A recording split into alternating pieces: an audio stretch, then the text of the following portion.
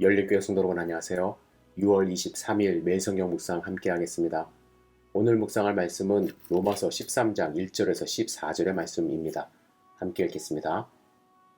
각 사람은 위에 있는 권세들에게 복종하라. 권세는 하나님으로부터 나지 않음이 없나니 모든 권세는 다 하나님께서 정하신 바라. 그러므로 권세를 거스르는 자는 하나님의 명을 거스름이니 거스르는 자들은 심판을 자취하리라. 다스리는 자들은 선한 일에 대하여 두려움이 되지 않고 악한 일에 대하여 되나니 내가 권세를 두려워하지 아니하려느냐. 선을 행하라. 그리하면 그에게 칭찬을 받으리라. 그는 하나님의 사역자가 되어 내게 선을 베푸는 자니라. 그러나 내가 악을 행하거든 두려워하라. 그가 공연히 칼을 가지지 아니하였으니 곧 하나님의 사역자가 되어 악을 행하는 자에게 진노하심을 따라 보응하는 자니라. 그러므로 복종하지 아니할 수 없으니 진노 때문에 할 것이 아니라 양심을 따라 할 것이라. 너희가 조세를 바치는 것도 이로 말미암음이라. 그들이 하나님의 일꾼이 되어 바로 이 일에 항상 힘쓰느니라. 모든 자에게 줄 것을 주되 조세를 받는 자에게 조세를 바치고 관세를 받을 자에게 관세를 바치고 두려워할 자를 두려워하며 존경할 자를 존경하라. 피차 사랑의 빛 외에는 아무에게든지 아무 빚도 지지 말라. 남을 사랑하는 자는 율법을 다 이루었느니라. 간음하지 말라. 살인하지 말라. 도둑질하지 말라. 탐내지 말라 한 것과 그 외에 다른 계명이 있을지라도 내 이웃을 내 자신과 같이 사랑하라 하신 그 말씀 가운데 다 들었느니라. 사랑은 이웃에게 악을 행하지 아니하나니 그러므로 사랑은 율법의 완성이니라. 또한 너희가 이 시기를 알거니와 자다가 깰 때가 벌써 되었으니 이는 이제 우리의 구원이 처음 믿을 때보다 가까웠음이라. 밤이 깊고 낮이 가까웠으니 그러므로 우리가 어둠의 일을 벗고 빛의 갑옷을 입자. 낮에와 같이 단정히 행하고 방탕하거나 술 취하지 말며 음란하거나 호색하지 말며 다투거나 시기하지 말고 오직 주 예수 그리스도로 옷 입고 정욕을 위하여 육신의 일을 도모하지 말라. 아멘. 사도 바울이 편지를 썼을 때 이 당시 교회는 권세 있는 자들에게 엄청난 핍박을 받기 시작하고 있었습니다. 이 당시 왕은 네로 황제입니다. 여러분들도 아시죠? 그는 사람을 죽이고 십자가에 못 박고 자기 궁전을 짓고 싶어서 로마에 불을 지르고 그 책임을 다 기독교인들에게 뒤집어 씌운 왕입니다. 그런데 오늘 본문에 보면 바울은 이런 네로와 같은 권력에 복종하라 합니다. 왜 그랬을까요? 첫 번째는 그리스도인들의 모습이 폭력적이거나 비평화적인 모습으로 비춰져서는 안 되기 때문입니다. 당시 기독교인들은 이상한 집단으로 많이 인식되었습니다. 그런데 거기다가 폭력성까지 첨가된다면 복음이 제대로 증거될 수 없었던 것이죠. 그리고 그들의 별명은 무엇입니까? 예수의 흔적을 가진 그리스도인이라는 별명이 있었습니다. 그렇다면 그들은 예수를 닮아야 하는데 예수님이 어떻게 돌아가셨죠? 그 당시 법에 대항하셨나요? 힘이 있지만 침묵하셨습니다. 끌려가셨습니다. 십자가에 달려 돌아가셨습니다. 그리스도인은 폭력적으로 대항하는 것으로 사회에 낙인되어서는 안 됩니다. 오히려 준법 정신이 강해야 합니다. 세금도 잘 내야 합니다.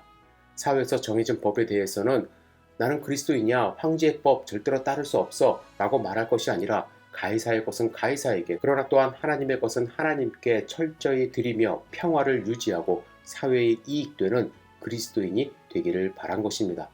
두 번째, 바울이 말하는 복종은 믿음에 관한 이야기입니다. 사회적인 법률에 대한 복종은 당연히 지키는 것이 가르침입니다. 지켜야 한다고 얘기해요. 하지만 그리스도인으로서, 신앙인으로서 때로는 믿음을 선택해야 하는 경우가 있습니다.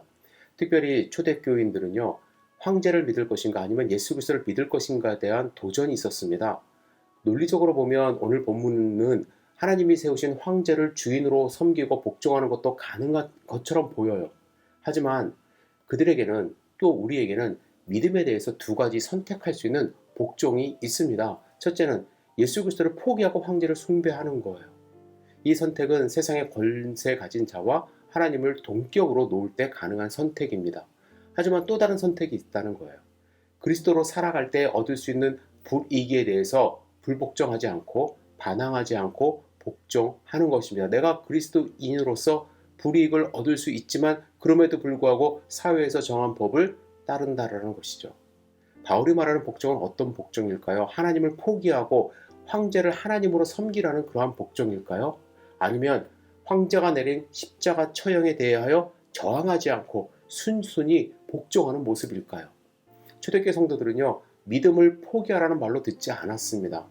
그들은 어떠한 불이익도 복종하겠다라는 마음으로 믿음을 지킨 것입니다. 여러분, 어떻게 복종할 수 있겠습니까? 이것이 우리에게 큰 도전이에요.